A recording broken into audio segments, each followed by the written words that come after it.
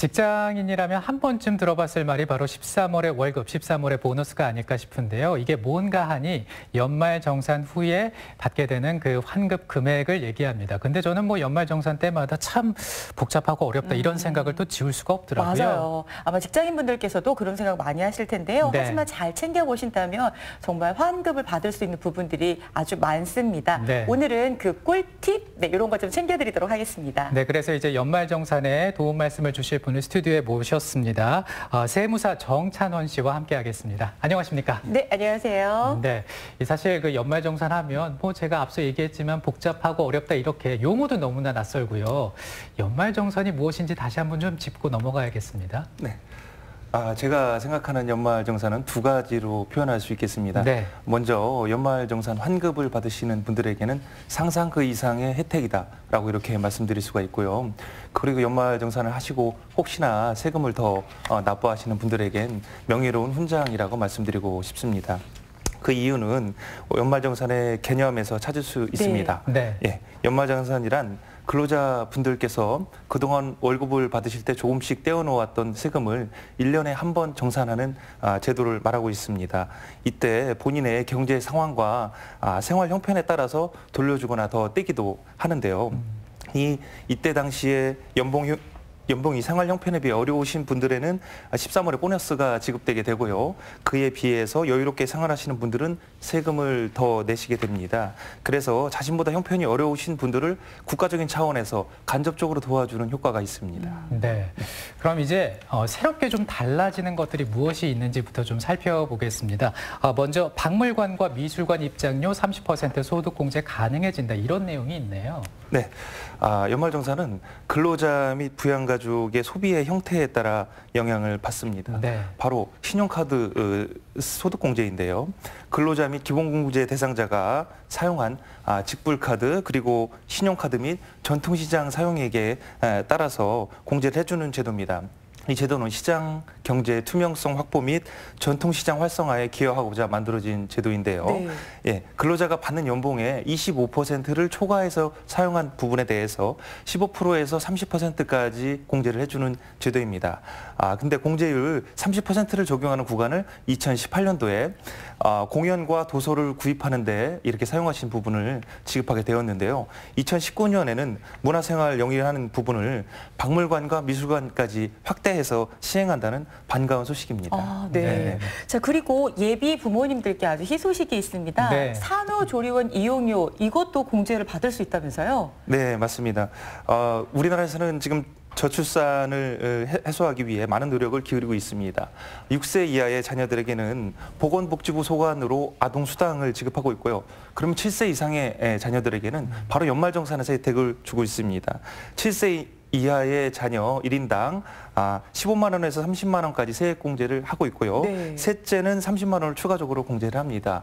또한 출산을 하였을 때 첫째는 30만 원, 그리고 둘째는 50만 원, 셋째는 70만 원의 추가 공제를 지급하고 있고요. 이에 더해서 의료비 세액공제에 산후조리원에 지출한 비용을 추가적으로 공제하게 되었습니다. 자녀를 출산하신 것도 큰 기쁨이실 텐데요. 국가에서 지원까지 해주니 예비 부모님들에게 희소식이 아닐 수 없습니다. 이 제도는 연봉 7천만 원 이하의 근로자에 한해서 1회 출산하실 때 200만 원까지 지원해드리고 있습니다. 네. 네. 이 다음은 기부금에 대한 세액 공제인데 이 부분은 확대가 된다면서요? 네, 맞습니다. 지금 이제 연말 연시가 되면은 많은 분들이 따뜻한 손길을 전하는 소식들이 많이 전해지는데요. 사실 통계청에 따르면 기부 금액이 매년 감소하고 있다고 합니다. 이것을 해결하기 위해서 정부에서는 30% 세액 공제를 하는 기부금 구간이 있고 15% 세액 공제를 하는 구간이 있는데요. 네. 예, 2천만 원 이하는 종전에 15% 세액 공제를 하고 2천만 원을 초과하는 금액에 대해서는 30% 세액 공제를 했습니다. 근데 현재 2019년 개정세법에서는 이 한도를 1천만 원으로 대폭 하향 조정하였습니다. 네. 예. 그래서 30% 세액 공제를 하는 구간이 1천만 원 초과하는 기부금으로 이렇게 세법을 개정했습니다. 네. 네. 사실 이제 기부를 할 때 이 세액 공제되는 부분이 좀 아쉽다 이렇게 생각하시는 분도 계셨을 텐데 이번에 좀 달라진다고 하니까 조금 더 기부 문화가 확산되지 않을까라는 기대를 한번 맞아요. 가져보게 됩니다. 그리고 또 살펴볼게요. 이 중소기업 취업자 감면 대상자 역시 확대가 된다는 소식이군요. 예, 맞습니다. 네. 정부가 실업률 감소를 위해서 그동안 많이 노력을 했습니다. 고용을 창출하는 기업에 대해서 혜택을 주었고 특별히 중소기업에 대해서 혜택을 주었는데요. 중소기업의 취업 유인 제고를 위해서 그 소득세 중소기업에 취업하는 지금 청년과 노인, 장애인, 그리고 경력 단절 여성에 한해서 70%의 소득세를 감면을 해주었고요. 네. 청년은 90%까지 감면을 해주었습니다. 그런데 이 중에 장애인의 범위에 대해서 고엽제 후유증 환자까지를 추가해서 감면을 해주게 됐습니다. 감면 기간은 취업일로부터 3년이지만 청년은 5년까지 지원받을 수 있습니다. 네. 네. 자, 여러분, 어떻게 좀 도움이 많이 되시죠? 어쨌거나 좀 달라지고 있구나. 네. 이게 아마 내 마음속에 딱 들어오실 것 같은데, 이번에는 비과세 근로소득을 살펴보도록 하겠습니다. 근로소득이 있는데 비과세를 한다. 이거 굉장히 좀 따끈따끈하고 왠지 궁금해지는데 어떤 내용인가요? 네, 그 비과세에 되는 부분 중에서도 특별히 저는 생산직 근로자에 대한 비과세 수당이 지금 눈에 띕니다. 생산직 근로자에 대해서 연장 근로수당 그리고 야간 근로수당, 휴일 근로수당에 네. 대해서 비과세를 하는 내용입니다. 연 240만 원까지 이 비과세가 되고요. 네. 월 정액급여 190만 원 이하의 근로자에 한해서 적용을 합니다. 예전에는 생산직 근로자를 공장이나 광산에 근무하시는 분들에 한해서 적용을 했습니다만 네. 네네. 2018년부터는 운전원 및 관련 종사자, 배달, 수화물 운반 종사자까지 확대 시행하고요. 2019년도에는 돌봄 서비스를 적용하는 근로자와 미용 관련 서비스 그리고 숙박시설 서비스업까지 광범위하게 확대를 하게 됩니다. 네. 이에 따라 활용 가치가 높을 것으로 예상되며 월정액급여 190만 원 이하의 근로자에서 210만 원까지 최저임금의 상승을 반영해서 확대 시행하게 되었습니다. 네. 네. 그리고 보니까 주택자금 공제도 있던데 이거는 좀 어떤 경우에 해당이 되는 건가요? 네, 주택자금 공제는 내 집 마련을 지원하고 중산층의 주거 부담 완화를 위해서 제공하는 제도인데요. 월세를 사시는 분, 전세를 사시는 분, 그리고 차입금을 통해서 주택을 구입하시는 분들 모두에게 적용되는 제도입니다. 특별히 이때 올해는 주택을 담보로 빌린 돈에 대해서 이자를 납부하시는 금액에 대해서 300만 원에서 1,800만 원까지 큰 소득공제를 해오고 있는데요. 예전에는 기준시가 4억 원 이하의 주택에 대해서만 적용을 하였습니다. 하지만 물가가 상승하고 있기 때문에 올해는 5억 원 이하의 주택에 대해서도 네.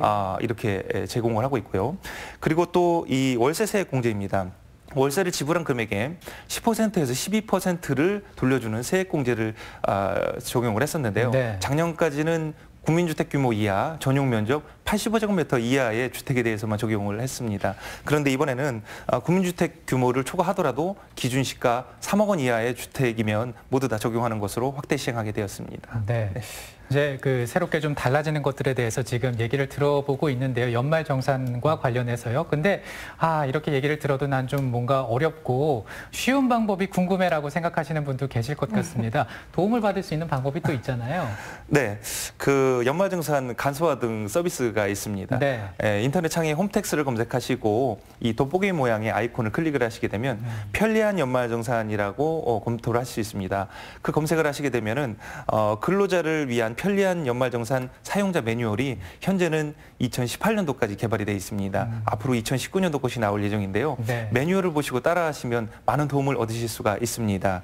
그리고 홈택스의 연말정산 간소화 서비스에 들어가시면 신용카드 사용액 등 여러 가지 정보를 얻으실 수 있습니다. 그리고 이것들이 어려우신 분들께서는 국번 없이 126번으로 전화를 하셔서 상담원과 도움을 받을 수가 있는데요. 네. 위에 것들을 좀 다 해보시고 나서 전화하시는 것이 좋겠습니다. 연말정산 기간에는 좀 연결이 많이 어려운 편이라서 네, 맞아요. 지금 위에 것들을 다 해보시고 나서 안 되실 경우에 적용하시면 좋겠습니다. 네. 네. 자, 그리고 이제 연말정산은 연말에 하는 거잖아요. 해마다 하고요. 그 다음 해를 위해서 우리가 준비를 해야 될 필요도 있는 것 같아요. 뭐 이런 것들을 좀 살펴놓으시면 올해는 공제를 많이 못 받으셨지만 내년에는 더 맞아요. 확대해서 받을 수 있습니다. 이런 팁이 있다면 어떤 게 있겠습니까? 제 20년 국세 경영 노하우를 다 모아서 준비를 해봤습니다. 절세하는 팁은 인터넷이나 네. 여러 경로를 통해서 퍼져 있는 것들이 많을 텐데요. 그보다 제가 국세청에서 근무하면서 가장 과세가 많이 되는 케이스를 모아봤습니다. 네. 첫 번째로 기본공제 대상자가 1년 소득 금액이 100만 원 이하인 경우에 적용을 합니다. 근데 부모님들을 기본공제 대상자에 넣으시는 경우가 많은데요. 네. 부모님들께서 시골에 있는 땅을 이렇게 몰래 자녀분 몰래 파시는 경우가 있습니다. 네, 그럴 경우에 자녀분들에게 말씀을 안 해주시면 소득 금액 100만 원이 이 땅을 양도했을 경우에 거의 99% 넘어가게 됩니다. 예, 기본공제 대상자 150만 원만 빠지는 것이 아니라 경로우대 공제 100만 원, 또 장애인이실 경우에 200만 원까지 빠지게 됩니다. 그렇게 되면은 네. 예, 나중에 세무서에서 많은 고지가 나올 수가 있기 때문에 주의하셔야 네. 되고요. 그다음에 자녀분들이 있으실 경우에 2분 이상이시면 한 분만 기본공제 대상을 받으실 수가 있습니다. 그렇기 때문에 실제로 부양하시는 분 한 분이 기본공제를 받으시는 것이 맞겠습니다. 예. 그리고 괜찮습니다. 죄송합니다. 근데 조금 전에 보니까 네.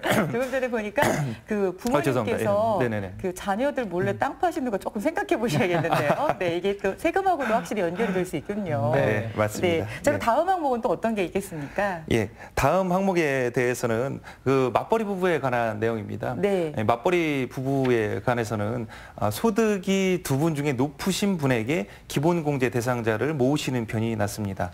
기본공제 대상자 자녀분들이나 이런 기본공제 대상자를 소득이 높으신 분에게 모으시게 되면 이 현재 소득세법에서는 누진세율로 가파른 세율 상승 구간이 있습니다. 네. 그래서 가파르게 상승하는 구간에 대해서 혜택을 받으실 수가 있기 때문에 예, 가파르게 기본공제 대상자를 소득이 많은 쪽으로 모으시고 그에 대한 추가공제와 특별공제 혜택도 받으시는 것이 맞겠습니다. 네. 그리고 또한 신용카드도 소득이 많으신 분이 사용해서 처리하시는 것이 맞겠습니다. 네. 예, 그리고 월세 관련해서도 있죠. 네, 맞습니다. 월세 세액공제인데요. 월세 세액공제를 받으시는 분들은 지금 현재 거주하시는 주택에 꼭 전입신고를 하셔야 됩니다. 그리고 전입신고를 하신 후에 본인 명의의 통장에서 월세를 지급하시는 경우에 이렇게 그 혜택을 받으실 수가 있습니다.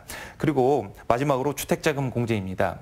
주택자금 공제는 주택을 담보로 차입을 하시고 이자를 지급하시는 경우에 적용이 되시는데요. 대출금의 상환 기간이 10년인지 15년인지 아니면 고정금리 방식인지 아니면 비거치식 분할 상환 방식인지에 따라서 한도가 달라지게 됩니다. 네. 이때는 자신께서 적용받으시는 세율의 한계 세율, 가장 높은 세율 구간과 그 대출 상품의 이자율 구간을 비교를 하셔서 필요한 만큼 공제를 받기 위해서 대출 상품을 선택하시는 것이 절세하는 방법이라 생각합니다. 네. 예, 마지막으로 연말정산 때 놓치신 부분은 2020년 5월에 종합소득세 확정 신고를 하실 때 구제가 가능하시고요. 이때도 놓치셨다 하면은 앞으로 5년간 경정 청구가 가능합니다. 그 절차를 통해서 환급받을 수 있습니다.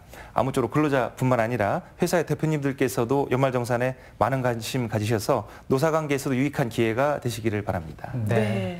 자, 오늘 알려드린 내용 꼼꼼히 좀 살피셔서요. 13월의 월급, 13월의 보너스 꼭 한번 챙겨보시기 바랍니다. 오늘 연말정산에 대해서 세무사 정찬원 씨와 함께 해봤습니다. 오늘 고맙습니다. 감사합니다. 안효선 리포터 고맙습니다. 네, 수고하셨습니다. 자, 오늘 크리스마스. 오늘 어떤 행사들이 있을까요? 네. 살펴보겠습니다. 오늘 네. 자, 충북 오늘은에서 준비한 소식을 미리 소개해드리겠습니다. 손으로 할 수 있는 모든 것이 가능하다. 특별한 나의 취미를 만드는 곳 소개합니다. 네. 자, 내일 예고인데요. 울산에서 전해온 겨울 강태공들 만나보고요.